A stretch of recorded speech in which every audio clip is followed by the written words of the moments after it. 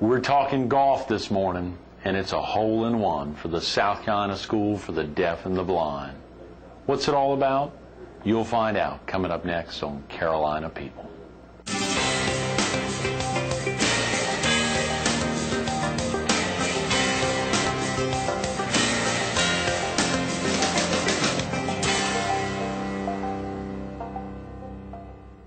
Good morning. Welcome to Carolina People. This morning we're at the Millen team of Wells Fargo Home Mortgage on 38th Avenue next to Bilo.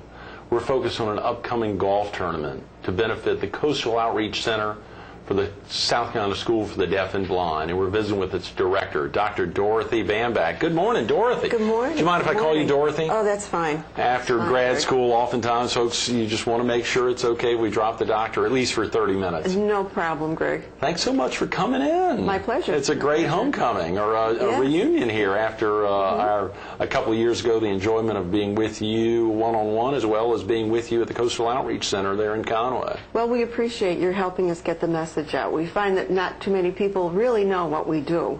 Oh, yeah. I believe it. I believe it. It's a good opportunity, of course, and there's so many other great community affairs shows like River Talk or Southern Style to be able to get in with them, and, of course, to promote this golf tournament, which is it the third or second annual? It's the third already. That's amazing. I know. When we were promoting it a couple of years ago, of course, it was the first annual. Yes, it was a bit of the unknown to us at our agency, but people here at the Grand Strand have been so generous to us. Right. It's a pleasure. It really is. You've got a tremendous number of folks that have been involved each year of the last 2 years, and this year again back at Eagle Nest Golf Club. Oh, sure. And you know, my co-chair in this event is attorney Angela Elliott. Oh, yeah, sure. And that's an interesting story. Angela came to our center to learn sign language because in her practice of law, she thought it would be a good idea if she knew some basic signs to help the deaf community. And that's how we started this partnership of having the tournament at the Eagle Nest. So she's right there all the time, pitching in, getting donations with us, and working that day. Absolutely, and I saw on a list of sponsors that Elliott Realty is also a sponsor of y'all's, and I know Eagle Nest Golf Club has an involvement with them, so the Elliott family's really stepped out to support the Coastal Outreach Center. They're right there working hand in hand with us, and they enjoy it very much too. I bet. We've had another great sponsor this year, Sam's Club Foundation, here in the Strand. Yes, they've been very generous with us, as well as Martin's. The pro shop here. Sure. They have gotten into a nice sponsorship with us, and every golfer will receive a $20 gift certificate. Isn't that wonderful? Right? You're kidding. Every golfer at anyone who plays will get a $20. You don't even have to win. And you get a $20 gift certificate. Yeah. That is wonderful. I think I saw the Lions Club also Lions Clubs. You know, this is right down the mission of the Lions International is to promote projects that assist people who are deaf or blind in their hometown communities.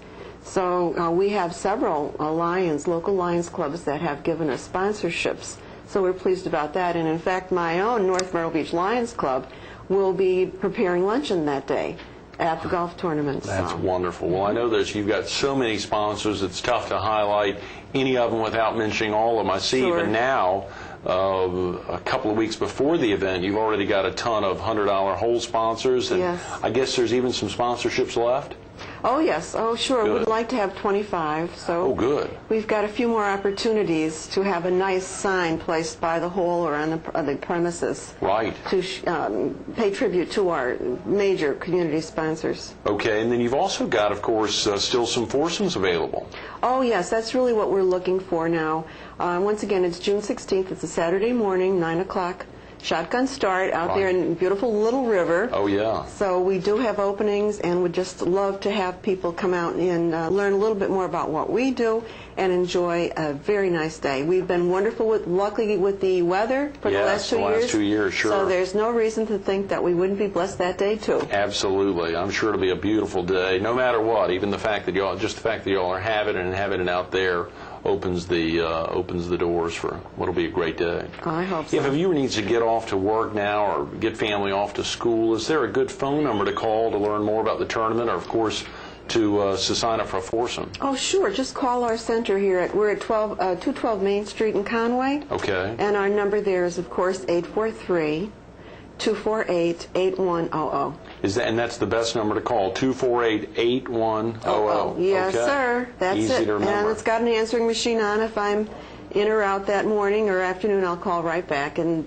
answer any questions. And everyone in the office is familiar with the golf tournament or how to? Oh, sure. Okay, good. Oh, sure. We're very busy, you know, taking care of things, getting our booklet ready, our program booklet, and picking up gifts. We've had over 50 gifts donated also. 50? Yes. Already? Already. Wow. You know, we have 17 golf courses have donated foursomes for us already, and the major venues, you know, Alabama Theater, et cetera, have given us tickets. Well, we're Everybody just wants to get in and support us. It's just a pleasure. That is wonderful. Here today on the 25th, right at 3 weeks and a day away, to know that you're getting that much support already. It's fantastic. Yes, we started in January this year, a little early. Good. But the time does go by quickly. Are there other groups in the area, Dorothy, that are doing work hand in hand, like the Coastal Outreach Center for the South Carolina School for the Deaf and Blind, that work with the deaf and blind in a similar level that you all do? Well, the Commission for the Blind has an office right downtown Conway, too, and their services are different than ours, yet complementary. Good. So that's a good thing. They're more in helping people who are blind become employed, go into the homes and help them orient to their home. Mm-hmm. That's one. Vocational rehabilitation takes care of the employment part of helping people who are deaf to find gainful employment and get the training that they need to get that employment.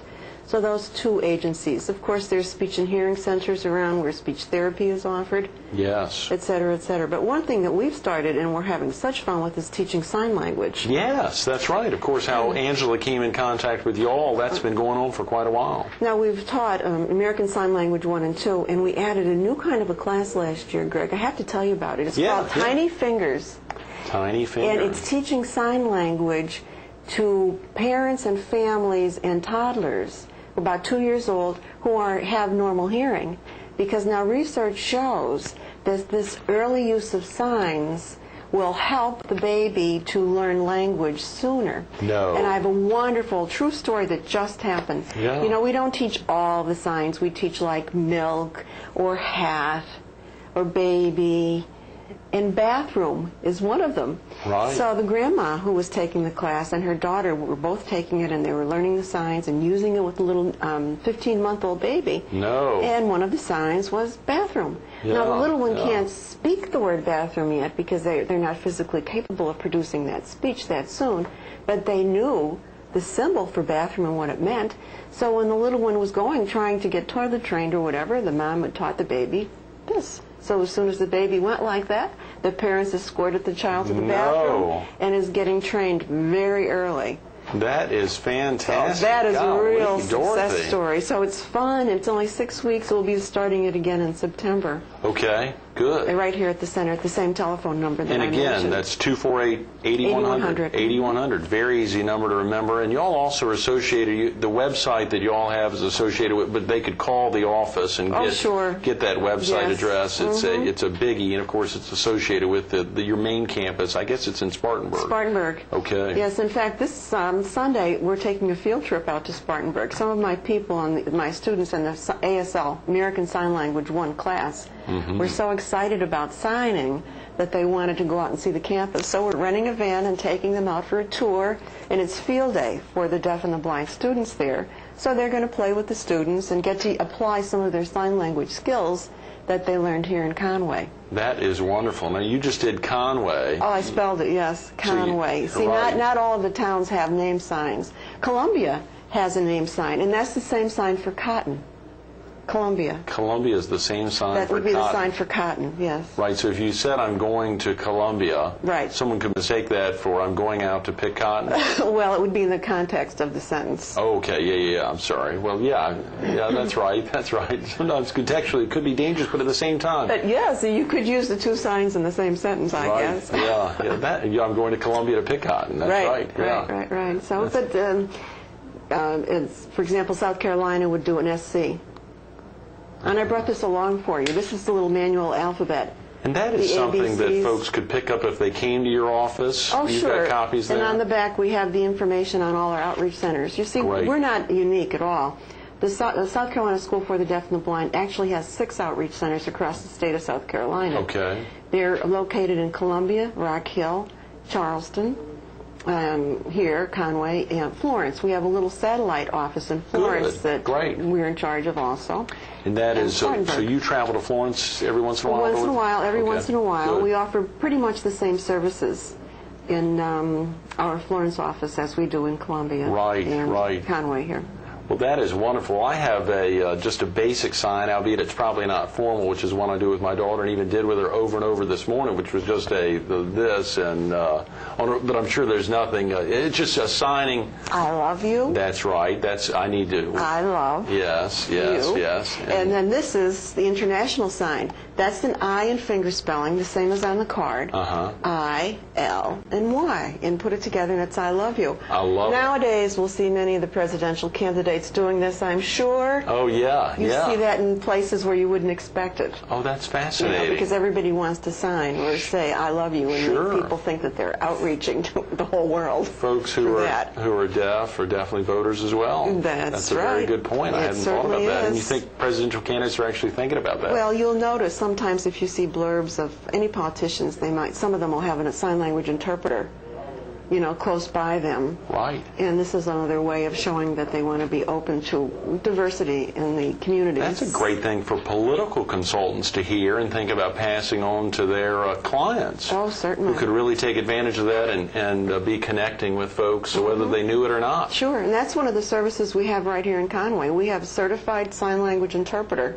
who is available for contracting out to hospitals, banks right here. If a deaf person was coming in for a loan, for example, they would need to have a sign language interpreter provided by the business under the law to make that service accessible to the deaf consumer. I saw a fascinating story in last week's Herald, which of course left the newsstands yesterday when the new issue came out, but about some 20 monitors that have been purchased at Grand Strand Regional Medical Center recently.